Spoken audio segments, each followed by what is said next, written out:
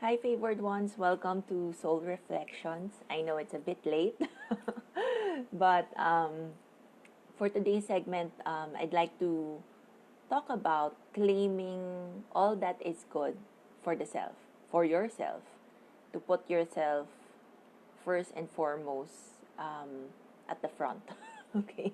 Before you even do anything or give anything to anyone, you have to put yourself first. You have to love yourself first. Um, Recently, I've been watching this series in Netflix, The Bold Type. It's about three ladies who are in their mid 20s, and I find it really very refreshing. They're young, they're bold, they're very impetuous. Alam mo yon? Minsan hindi nag-iisip, gawa lang ng gawa. Very emotional. Sometimes they're also unsure, but when they are already aware of what they want, they pursue it. And career-wise, since they're in their mid-20s, they're forming or they're planting seeds to make sure that their career would really sprout. Now, what I love about these three ladies is that they really are claiming what is good for them. No matter how heartbreaking it's going to be, they make decisions that would be for their highest good. 'Di ba? Parang, actually, when I was telling my friends about this, ang sabi lang nila sa akin is, kasi I'm in my, late 30s na 39 na ako eh. So, they cannot relate daw. But then, the thing is, when you're watching, another show, and then the protagonists are all young people, millennials, you really can get new learnings from them. They have, fresh way of looking at things.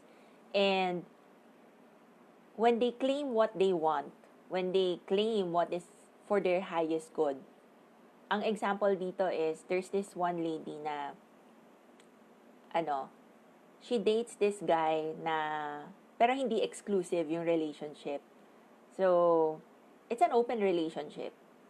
They are intimate, they're good friends, but then they also date other people. And then when she realized that she wanted a relationship that is, permanent, yung may forever, yung with the one, ang bilis ng decision niya to let go of the guy that she's currently dating, even if she already has formed an affinity with them. 'Di ba? Hindi siya nagstay in that relationship hoping for the guy to change. She realizes that he is not the one because he is still enjoying an open relationship. So, ang ginawa lang niya is to let go of him so that she could find the one. 'Di ba? Parang ang galing, ang bilis ng decision. And then there's also this another girl there na she's dating someone who's in late 40s na ata ganon. Very highly professional within the workplace then. And when she realizes that it could jeopardize her relationship, I mean, her career, kasi nagsistart pa lang siya sa career eh. When she realizes that, nakipag-break din siya. She let go of that guy. No matter, kahit naman na mahal niya, kahit na boyfriend-girlfriend sila, but because of constrictions within the work, they cannot really go out and be public about it. So she doesn't want that kind of relationship. So she let go of him. And then the third girl naman, she entered a lesbian relationship.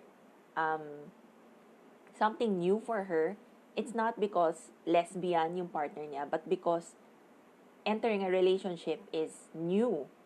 And at first, ayaw niya kasi takot di ba? But then when she realized how afraid she was, she decided to overcome that fear and, went for that, for the partner who's also a lesbian.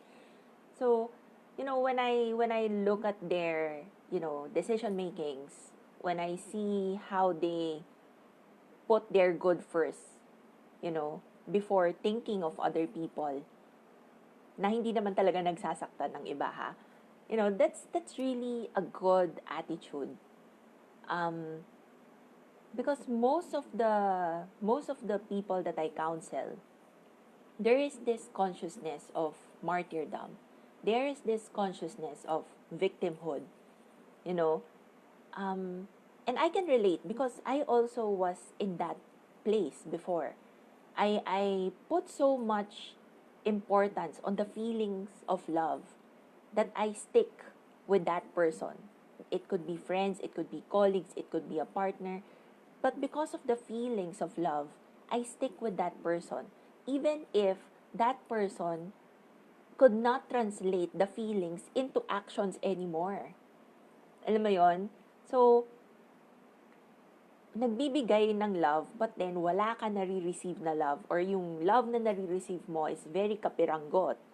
That is martyrdom. That is victimhood. That is pagtitiis. And is that really the kind of consciousness that God wants us to have? Is that really the kind of life that we would want to have? That magtitiis na lang tayo, that there's suffering in this life. 'Di ba hindi? Kasi we're all children of God, and God is a God who provides. So, He will provide friends, partners, situations that are for our highest good. But if we choose to stay stuck in certain situations that's very talagang painful and full of suffering, it is our choice. It's not God's will for us anymore. Um, because if you believe that you do not deserve, that happiness, that peace, that forever love, o, 'di ba? Kahit na napaka-cliche, napaka-romantic. If you don't believe in that, if you don't believe that you're worthy and you're deserving, then you will choose something substandard. You will choose something that's giving you pain as well. And it's really time for us to wake up that life is really beautiful if we make choices. I know the choices could be hard. I know the choices could be difficult. But then if we make the correct choices, you'd be surprised how many blessings life would unexpectedly give to you. And that will make you happier, more at peace. And you don't need to be angry or, holding a grudge towards people who have hurt you, who have not given, yung mga expectations mo. You also have to accept that they are where they are. And you also have to accept that if they have to change, then it has to come from them. You cannot do that changing for them. So, ayun. So, always choose, always claim what's the best for you. And of course, hindi naman tayo like the early 20s, di ba, na very impetuous. Ang kulang lang sa kanila is wisdom. Ang kulang sa kanila, maturity.